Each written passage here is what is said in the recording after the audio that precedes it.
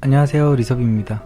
최근에 일본의 경제 제재라느니 불매운동이냐 하면서 아주 난리가 났죠. 그래서 지금 그 내용에 대한 정리를 해달라는 구독자분들이 굉장히 많습니다. 인터넷에 깔리고 깔린 게 신문기사인데 왜 저에게 정리를 해달라고 하느냐. 이것도 예전에 패스트트랙처럼 막 네이버에 검색을 해보면 머리 아픈 얘기만 나오거든요. 무슨 이름도 처음 들어보는 폴리이미드, 리지스트가 수출이 규제가 됐다니 뭐냐 하면서 또 지들끼리 아는 얘기만 해요.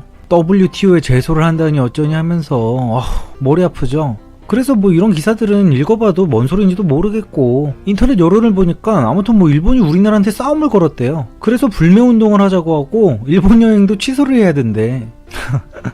이게 맞는 말일까요? 오늘도 제가 여기에 대한 내용을 아주 쉽고 재밌고 간단하게 설명해 드리도록 하겠습니다. 이 영상만 보시면 여러분들도 앞으로 정치 대화에 참여하실 수 있습니다. 우리나라가 반도체 강국이라는 것은 다들 어느 정도 들어보신 이야기일 겁니다. 안 들어보셨어도 상관없어요. 이제 더 이상 우리나라는 반도체 강국이 아닐 거니까요. 뭐 아무튼 간에 어제까지만 해도 반도체 강국이었던 우리나라의 반도체, 그 반도체에 들어가는 세 가지 핵심 소재를 일본에서 수입을 해서 사용을 하고 있었는데, 일본은 이 핵심 소재 세 가지의 수출을 규제하겠다고 발표를 했습니다. 이 소재들은 일본에 대한 의존도가 어마어마하게 높은 소재들이기 때문에 일본은 우리나라의 반도체 공장을 완전히 마비시켜버리겠다는 의도입니다. 정말 괘씸하죠. 얘네들은 대체 왜 이러는 걸까요? 왜 항상 가만히 있는 우리나라를 못살게 구는 걸까요? 간단합니다. 우리가 먼저 일본을 건드렸으니까요. 제가 항상 강조하는 게, 저는 일본을 좋아하라는 말씀을 절대 드리지 않습니다. 일본을 용서하라고도 하지 않습니다. 다만 제가 드리는 말씀은 우리의 국익을 위해서 어쩔 수 없이 협력을 해야 된다는 겁니다. 뭐 일본이 진정성 있는 사과를 하기 전에는 안 된다고요? 그러면은 북한이랑 중국은 우리나라한테 진정성 없는 사과라도 한 번이라도 했습니까? 그래서 지금 그렇게 문재인 대통령이 그 두 나라를 똥꼬가 아주 닳도록 빨고 있는 겁니까? 지금 문재인 정부는 경제도 폭망하고 외교도 폭망하고 뭐 어느 것 하나도 내세울 게 없는 상황이라서 지지율을 위해 유일하게 내세울 수 있었던 전략이 바로 반일 감정이었습니다. 토착 외고, 친일파 이런 단어들 많이 들어보셨을 거예요. 문재인 정부는 그냥 우리를 지배했던 일본에 관한 건 싹 다 몰아내자, 일본을 좋아하는 인간들은 매국노다, 이런 컨셉으로 국정 운영을 했고, 세계적인 강대국인 일본, 다른 나라들은 친해지지 못해서 난리인 그 일본과 조금이라도 우호적인 관계를 이야기하면 바로 친일파라는 프레임을 씌워서 나라를 팔아먹으려고 하는 매국노로 만들어버렸죠.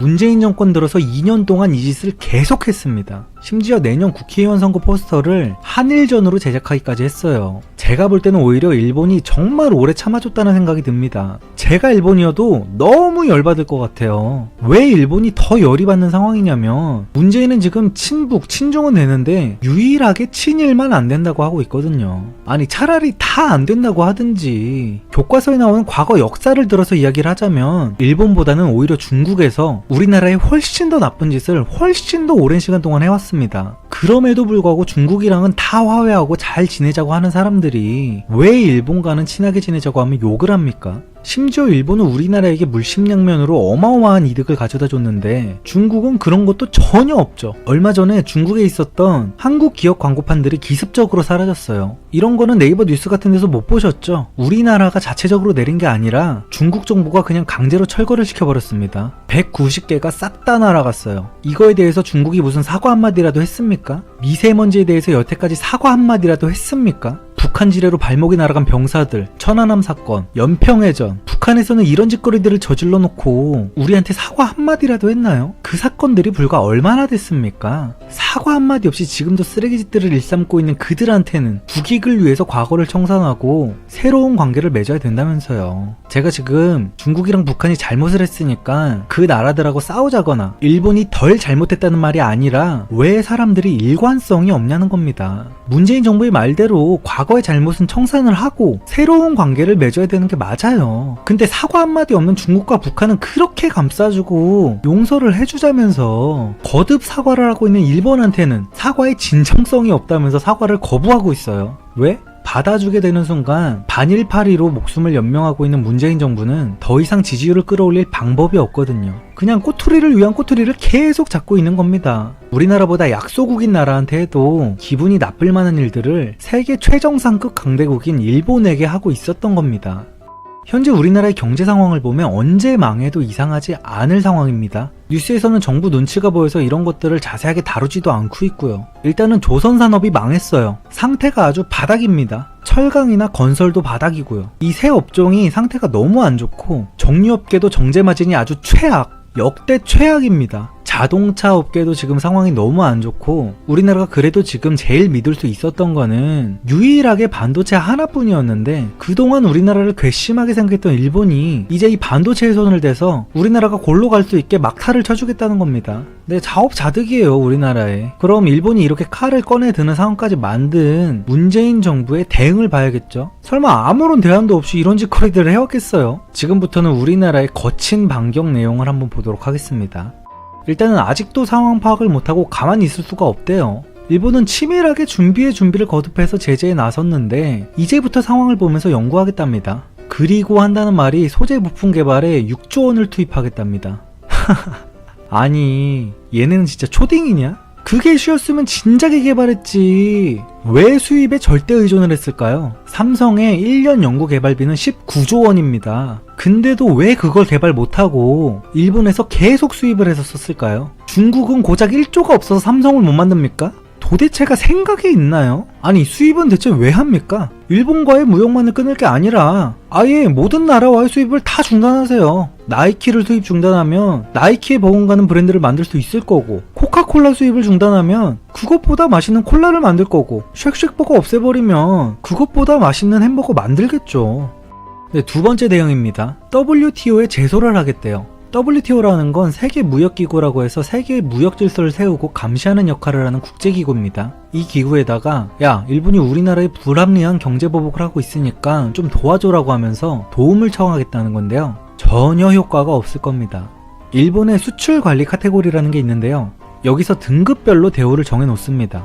일본은 그동안 우리나라에게 이 카테고리에서 미국과 동급인 화이트 등급의 우대국 지위를 줬어요. 일본에서 화이트 등급의 지위를 줬던 거는 아시아에서 유일하게 우리나라밖에 없었습니다. 그 큰 강대국인 중국에게도 주지 않았던 특혜를 우리나라에게만 특별히 줬던 겁니다. 이렇게 우대국으로 지정해놨었던 우리나라를 이제는 보통으로 강등을 시킨 거예요. 너네는 이제 우리나라의 동맹국이 아니야 라고 말한 거나 다름없죠. 근데 이거는 당연한 거예요. 너무하다고 할 것도 없어요. 문제는 일본을 동맹국 취급이나 했습니까? 동맹국 정도가 아니라 아예 주적으로 취급을 했죠. 근데 무슨 할 말이 있습니까? 우리나라야 지금 무역보복이라고 우기겠지만 우대국 특혜에서 일반으로 강등을 시켜서 특혜만 박탈을 한 것이기 때문에 WTO에서 제재를 할 만한 명분이 전혀 없습니다. 다른 나라와 비교해서 차별을 하는 게 아니라 이제 다른 나라와 똑같이 평균 수준으로 내려서 대우를 해주겠다는 거죠. 여기다가 대고 무슨 할 말이 있습니까? 그리고 마지막으로 우리 대깨문들의 전략, 일본 제품 불매운동을 하자고 합니다. 싸워서 이겨야 된대요. 이것도 정말 멍청한 소리입니다. 딱 문재인 지지하는 인간들 수준에서는 나올 소리예요. 여러분들은 지금 일본 물건을 안 쓰기만 하면 그만이라고 생각하겠지만 님들이 국산품이라고 생각하는 제품을 만드는 공장 설비, 가공기기, 계측기가 다 일제예요. 일제가 없어지면 국산품 자체가 없어집니다. 예를 들면 사실 스마트폰에는 일제 부품이 거의 안 들어갑니다. 웬만한 건 다 국산품이에요. 근데 함정이 어디 있냐면 LCD는 국산인데 LCD에 들어가는 필름들, 그것도 일제가 아니지만 그 필름을 재단하는 금형이 일제입니다. 스마트폰 껍데기를 찍어내는 플라스틱도 국산이고 그 금형도 국산인데 그 금형을 깎는 머시닝 센터가 일제예요. 잘 깎였는지 확인하는 계측기 또한 일제고요. 우리나라는 그런 것들을 자체 생산해낼 기술력이 없습니다. 일제 없이 뭐를 어떻게 만들고 뭐를 어떻게 불매를 할 건데 대가리 깨진 소리 좀 작작하세요. 제가 내년 민주당의 선거 전략을 한번 예상해볼까요? 오히려 문재인은 일본한테 고마워하고 있을 겁니다. 어차피 경제를 조져놓기는 했고 이제 그 핑계를 찾아야 되는데 때마침 일본이 경제 제재를 하겠대. 그래서 이제 내년 선거 때 이런 얘기를 짓거릴 겁니다. 경제가 이렇게 힘든 건 일본 때문입니다. 우리 모두 모여서 친일파를 몰아내고 일본 놈들을 이겨내야 됩니다. 얼마나 멋집니까? 거기에 이제 남북평화 어쩌고 하면서 활용 점정까지 하면 우리나라 국민들 대부분이 걸려있는 반일 정신병 때문에 선거는 이긴 거나 마찬가지인 거예요. 여기서 이제 자유한국당 측에서 일본과의 무역 없이는 도저히 경제를 살릴 수 없다, 일본과의 관계를 다시 회복해야 된다고 주장한다면 딱 이 사람들이 원하는 친일파 프레임에 걸려드는 겁니다. 정말 최상의 시나리오예요. 제발 반일 정신병에서 벗어나세요, 여러분. 무조건적인 반일은 정신병입니다. 여러분들이 지금 먹고 살기가 힘든 건 일본 때문이 아니에요. 문재인 정부의 초딩 같은 짓거리들 때문입니다. 다시 한번 말씀드리지만 저는 친일을 하라는 게 아닙니다. 적어도 반일은 하지 말라는 거예요.